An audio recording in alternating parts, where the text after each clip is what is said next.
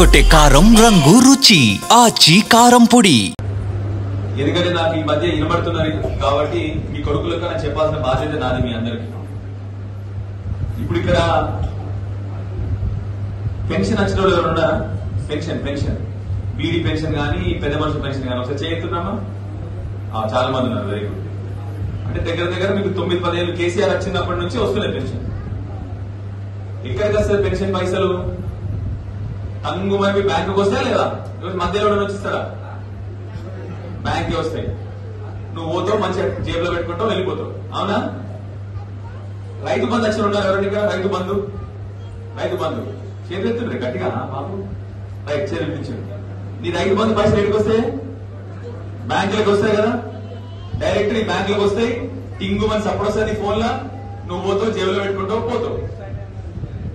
కళ్యాణ లక్ష్మి వచ్చిన ఉన్నారు ఎవరైనా? కళ్యాణ లక్ష్మి చెక్ వచ్చిన వాళ్ళు ఉన్నారు ఎవరైనా? కళ్యాణ లక్ష్మి వచ్చింది కదా బేట, నీకు చెక్ వచ్చింది, నీ పేరు వచ్చింది కదా బేట, వచ్చింది, పోయినావు, పైసలు తీసుకున్నావు, అయిపోయింది.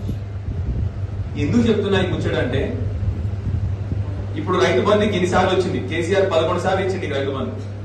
ఎవరికైనా రూపాయలు ఇచ్చినావు? ఇయలే కదా. రూపాయి అవసరం రాలే. ఎందుకు? డైరెక్ట్ నీ బ్యాంకులకు వచ్చింది.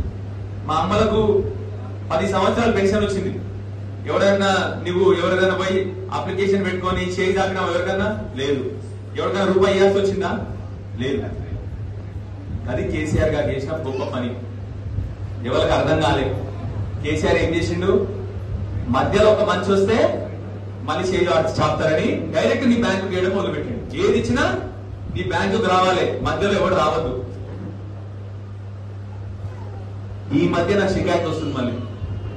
ఇందిరం మిల్లుకు ఒక రేట్ అట, దాని పేరు ఇంకోటి మన రేషన్ కార్డుకు ఒక రేట్ అట. మీ కొడుకుని దండం పెట్టి కోరుతా ఉన్నా, ఇది రానియకండి.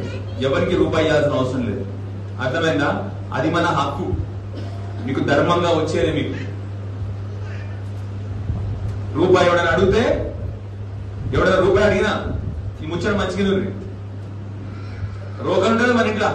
రోగల బండి ఉందా అందరి లేదా? ఇంకా తీసేసారు, గ్రైండర్ పెట్టేది అందరూ. రోగల బండి ఉన్నది కదా, ఆ రోగల బండి తీసి మన తల మీద కొట్టి నా పేరు చెప్పుర్రి. నేనే స్టేషన్ జైలుకి నేను పోతా, నా పేరు చెప్పుర్రి. అర్థమైందా చెప్పింది మీకు? మీ కొడుకులకే చెప్తున్నా, దేనికి ఎవరికి రూపాయి ఇవ్వాల్సిన అవసరం లేదు. బాగా ఈ మధ్య తమాషా అయిపోయింది అందరికి. కేసీఆర్ కింది కొరకే ఆ రోజు ఏం చేసినా డైరెక్ట్ నీ బ్యాంకులకు వచ్చినట్టు చూసుకున్నాడు. తెలుసు ఆయనకి లంగతనాలు లంగ ముచ్చట్లు ఉంటాయని చెప్పి తెలుసు ఆయనకి. అందుకొరకే ఏం చేసినా ప్రజలకు డైరెక్ట్ ఇవ్వాలి. అందరు ఏమనుకున్నారు? వాటికే బ్యాంక్ వస్తుంది అనుకున్నారు. కాదు, మీకు ఎవరి మధ్యలో రావద్దని సార్ బ్యాంకులు వేసింది. సో ఇప్పుడు కూడా అదే చెప్తాం మీ అందరికి. దయచేసి మీకు బిల్లులు వస్తాయి, సరే, దానికి ఒక పద్ధతి ఉంది కాబట్టి పద్ధతి ప్రకారం కట్టుకోరు, అంతే. ఎవరు ఆపనికి లేదు. స్లాబ్ వేసినప్పుడు కింద బేస్మెంట్ కట్టినప్పుడు 1 లక్ష అందరికి బిల్లులు వస్తాయి.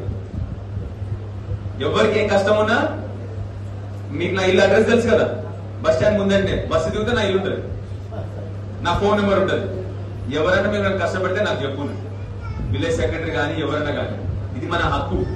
ఇక్కడ ఉన్న అధికారులందరికీ జీతాలు వస్తున్నాయి ఆల్రెడీ. అర్థమైనా చెప్పింది మీకు? సో దయచేసి మీ అందరినీ కోరేది ఒకటే, ఎవరికి కూడా రూపాయి ఇవ్వద్దు. మంచి బ్రహ్మాండంగా ఇల్లులు కట్టుకోర్రి. ఇల్లులు మంచి మీ అందరికి వస్తున్నాయి, అది మన హక్కు. దాన్ని మంచి సద్వినియోగం చేసుకోవాలని చెప్పి మీ అందరినీ కోరుతూ, ఏం కష్టం ఉన్నా ఎవరికన్నా, కొందరు ఎంట నవ్వుతున్నారు అంటే వాళ్ళకు కూడా ఫోన్ వచ్చినట్టుంది, నాకు 5-10 వేలు కావాలని చెప్పేసి. మీకు దండం పెట్టి చెప్తున్నా, మీ అందరికీ ఎవరికి రూపాయి ఇచ్చేది లేదు. అర్థమైందా? మీ కొడుకుగా చెప్తున్నా, ఇక్కడ అన్ని నా మంచి ఉద్యోగం అన్ని బంద్ చేసుకుని వచ్చిన. ఎందుకు? మంచి రాజకీయాలు ఉండాలి, రాజకీయాలు క్లీన్ గా ఉండాలి, మంచిగా ఉండాలి అని చెప్పి వచ్చిన ఇడికి. ఇక అవే నడుస్తే ఎట్లా? అర్థమైంది చెప్పి మీకు? అందుకొరకే మార్పు రావాలి, ఎప్పుడోసారి మార్పు రావాలి. ఎవరికి రూపాయి ఇవ్వాల్సిన అవసరం లేదు. మీ దండం పెట్టి కోరుతా ఉన్నా, మీ కొడుకులా కోరుతా ఉన్నా కాబట్టి ఏం కష్టం వచ్చినా నాకు చెప్పుండ్రి, నేను వస్తాను కావాలంటే. కానీ మీరు మాత్రం ఎవరికి తలంచాల్సిన అవసరం లేదు, ఎవరికి భయపడాల్సిన అవసరం లేదు. సరేనా? జై తెలంగాణ. ఎర్రగొట్టే కారం రంగు రుచి ఆచి కారం పొడి.